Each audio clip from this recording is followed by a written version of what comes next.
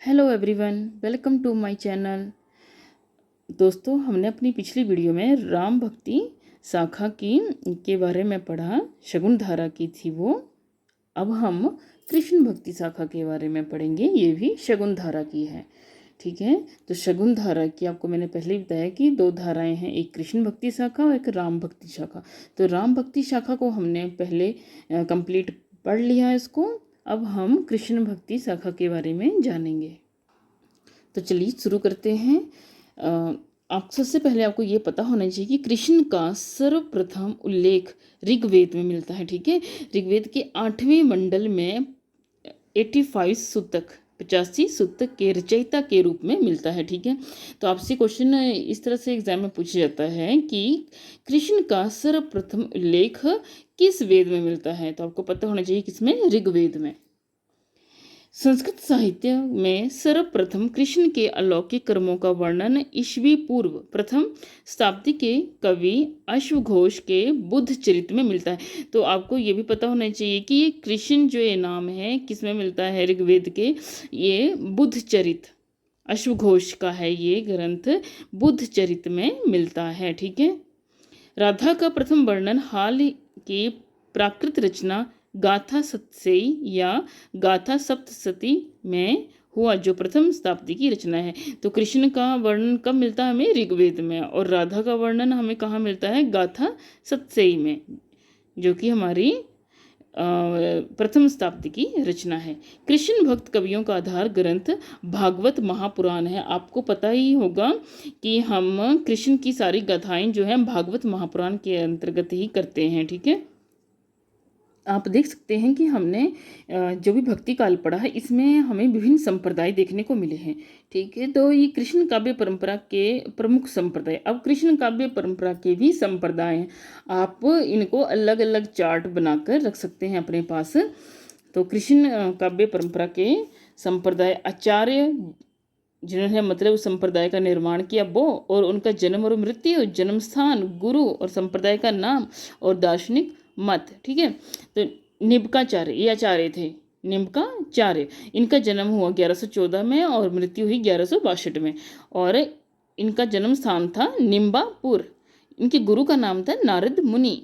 संप्रदाय क्या था, सनकादि। ठीक है, और दार्शनिक मत था द्वैतवाद, द्वैतवाद। ये इनके दार्शनिक मत का नाम है। दूसरे हैं वल्लभाचार्य, और इनका जन्म दिया है साथ में चंपारण, ये जगह का नाम है जहाँ इनका जन्म हुआ है। जन्म इनका 1478 और मृत्यु 1530 में। गुरु विष्णु स्वामी जो थे गुरु थे, संप्रदाय कौन सा था, रुद्र, और इसका दार्शनिक मत है शुद्धाद्वैतवाद। अगले हैं स्वामी हरिदास, तो इनका जन्म 1478 में और मृत्यु 1578 में। ठीक है, और जन्म स्थान था इनका वृंदावन राजपुर में, और गुरु का नाम था आसधीर। संप्रदाय क्या था, सखी संप्रदाय, और इसका दार्शनिक मत कोई नहीं है, चैतन्य महाप्रभु। इनका जन्म 1486 में और मृत्यु 1533 में, और इनका जन्म स्थान था नवद्वीप बंगाल। गुरु का नाम केशव भारती, संप्रदाय गौड़ीय, और दार्शनिक मत था अचिंत्य भेदवाद। हित हरिवंश ये आचार्य थे, और इनका जन्म हुआ 1502 में और मृत्यु 1552 में। जन्म स्थान बांदगांव मथुरा में, और गुरु का नाम गोपाल भट्ट, संप्रदाय राधा वल्लभ। तो दोस्तों, जैसे जैसे कंपटीशन बढ़ रहा है वैसे वैसे ही एग्ज़ाम का पैटर्न जो है वो टफ हार्ड करते जा रहे हैं। तो ठीक है, आपको हर चीज़ के बारे में पता होना चाहिए। नेक्स्ट हम आगे पढ़ते हैं। कवि हाल का वास्तविक नाम शालिवाहन था। ठीक है, जो प्रथम शताब्दी के प्रतिष्ठानपुर के राजा थे। भागवत महापुराण जो है का रास शरद रास है, तथा गीत गोविंद का बसंत रास है। तो भागवत पुराण जो है उसका रास क्या है, शरद रास, और जो गीत गोविंद है उसका रास क्या है, बसंत रास।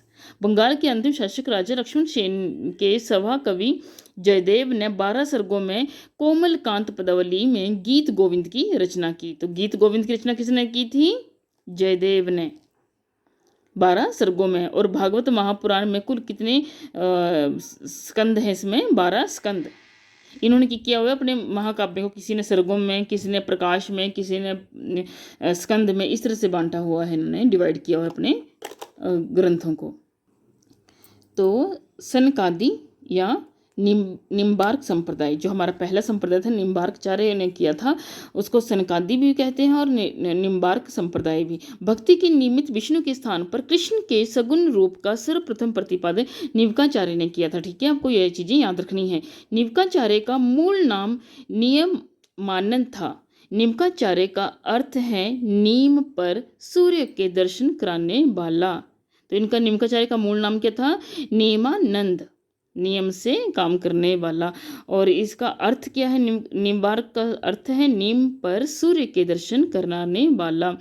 निम्बार्क को भगवान कृष्ण के सुदर्शन चक्र का अवतार माना जाता था। ठीक है, याद रखना इस चीज़ को। निम्बार्क को किसका अवतार माना जाता है? सुदर्शन चक्र का, जो कृष्ण के पास है। इनका एक नाम सुदर्शन भी था। निम्बार्क संप्रदाय में कृष्ण के वामांग में सुशोभित राधा के सबकी रूप का विधान है। ठीक है, तो निम्बार्क संप्रदाय जो है उसमें राधा के सबकी रूप का वर्णन है। निम्बार्काचार्य के 4 शिष्य थे: श्री निवासाचार्य, औदुम्बाचार्य, गौरमुखाचार्य, श्री लक्ष्मण भट्ट। श्री निवासाचार्य ने वेदांत कौस्तुभ ग्रंथ की रचना की। श्री लक्ष्मण भट्ट, ये इनके 4 जो हैं इनके शिष्य थे। निम्बार्काचार्य ने 5 ग्रंथों की रचना की है जो निम्न है। ठीक है, तो इनके ग्रंथ भी आगे: वेदांत परिजात सौरभ 10 श्लोकी, तीसरा है श्री कृष्ण सत्वराज, चौथा है मंत्र रहस्य षोडशी, और 5वां है प्रपन्न कल्प पल्लवी। ये 5 इनके ग्रंथ हैं। निम्बार्क संप्रदाय की सबसे बड़ी गद्दी राजस्थान के सलेमाबाद स्थान पर है। अब हम इनके प्रमुख कवियों के बारे में पढ़ रहे हैं। श्री भट्ट। श्री भट्ट का जन्म मथुरा में ध्रुवटीला में सन 1538 ईस्वी में हुआ। इनके गुरु का नाम केशव कश्मीरी था। ठीक है, श्री भट्ट को निम्बार्क संप्रदाय में हितु सखी का अवतार माना जाता है। ठीक है, तो मतलब हम निम्बार्क संप्रदाय जो है इसके हम जो कवि थे, प्रमुख कवि थे, उनके बारे में पढ़ रहे हैं। तो जो श्री भट्ट हैं वो निम्बार्क संप्रदाय में हितु सखी का अवतार माने जाते हैं। हितु सखी थी ना इसमें एक उसका अवतार। श्री भट्ट के लिए 2 ग्रंथ हैं। ठीक है, इन्होंने 2 ग्रंथ लिखे। युगल शतक, इसमें 100 पद हैं। प्रत्येक पद के पूर्व उक्त पद के मूल भाव को व्यक्त करने वाला एक दोहा दिया गया है, और दूसरा है आदि वाणी। ठीक है, ये एक आगे कवि ना हमारे पास श्री भट्ट किस संप्रदाय के हैं? सनकादि संप्रदाय के। और हरि व्यास देव के गुरु का नाम श्री भट्ट था। ठीक है, अब इनके शिष्य, श्री भट्ट के शिष्य कौन हुए? हरि व्यास देव। इन्होंने ब्रज भाषा में महावाणी नामक ग्रंथ की रचना की। थर्ड है हमारे पास कवि परशुराम देव। इनके गुरु का नाम क्या था? हरिव्यास। अब श्री भट्ट के शिष्य थे हरिव्यास, और हरिव्यास के शिष्य थे परशुराम देव। इन्होंने ही निम्बार्क संप्रदाय की गद्दी को राजस्थान के सलेमाबाद में स्थापित किया था। हमने पीछे पढ़ा ना कि सलेमाबाद में स्थापित किया था राजस्थान में इन्होंने इस गद्दी को, निम्बार्क संप्रदाय की गद्दी को। तो किसने किया था वो स्थापित? परशुराम देव ने।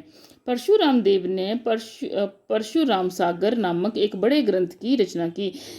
इसकी भाषा राजस्थानी प्रधान सुधुकड़ी है। ठीक है, तो परशुराम ने कौन से ग्रंथ की रचना की? परशुराम सागर। तो दोस्तों आज के लिए बस इतना ही। हमने अभी सनकादि या निम्बार्क संप्रदाय के बारे में पढ़ा। अब हम अपनी नेक्स्ट वीडियो में वल्लभ संप्रदाय के बारे में पढ़ेंगे।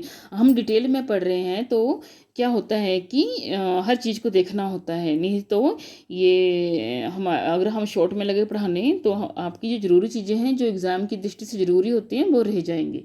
अगर आपको मेरी वीडियो अच्छी लगे तो लाइक ज़रूर करना, और जो पहली बार मेरी वीडियो में आए हैं वो सब्सक्राइब ज़रूर करना।